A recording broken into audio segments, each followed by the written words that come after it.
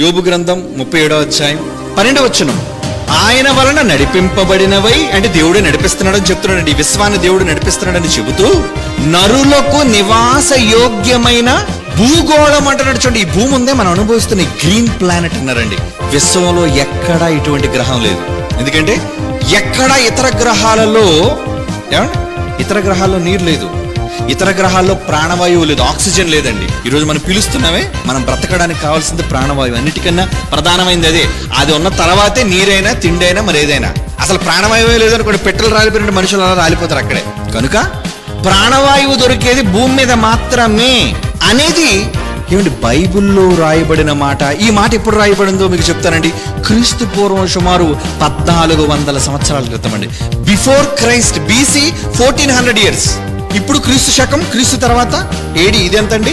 ఇది 2000 సంవత్సరాలు. ఇది ఒక 2000, 2019 కదండి.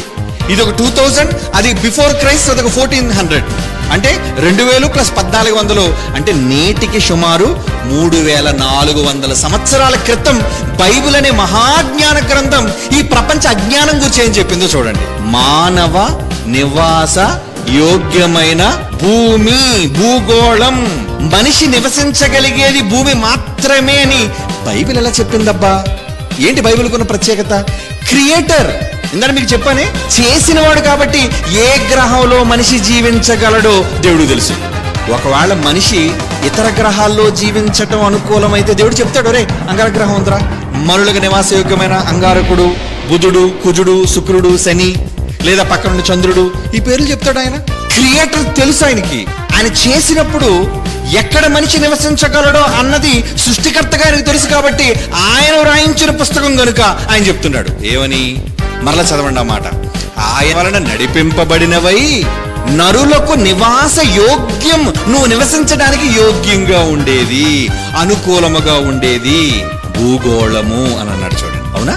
అంటే దేవుడు మనిషి నివసించడానికి విశ్వంలో మనకిచ్చిన చోటేటి చెప్పండి? Only earth, one and only earth, ఒకటే ఒక్క భూమి, ఓన్లీ వన్ ప్లానెట్. చాలా గ్రహాలు ఉన్నాయండి ఈ విశ్వంలో, ఈ ఆకాశంలో, ఈ ఖగోళంలో చాలా గ్రహాలు ఉన్నాయి. కానీ అవేవి మనుషులకు ఇవ్వలేదు అని ఎలా చెప్పగలండి మీరు? ఇక్కడ భూగోళం ఉందని మీరు చూపించారు కాబట్టి సరిపోతా?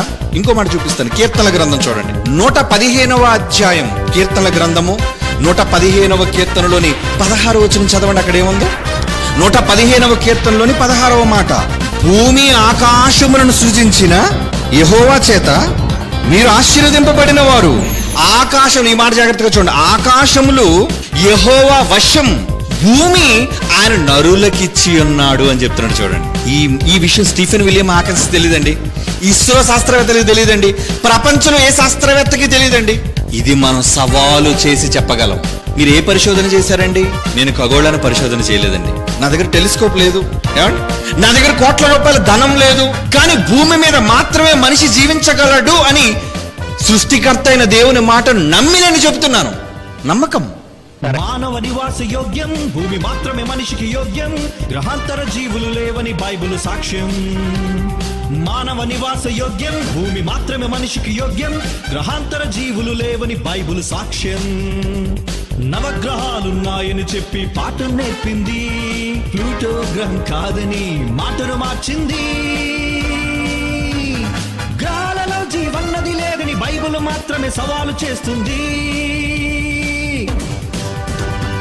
ముద్రణ యంత్రం కనుగొనగానే ముద్రించిన తొలి పుస్తకం అదే బైబిల్. ముద్రణ యంత్రం కనుగొనగానే ముద్రించిన తొలి పుస్తకం అదే బైబిల్.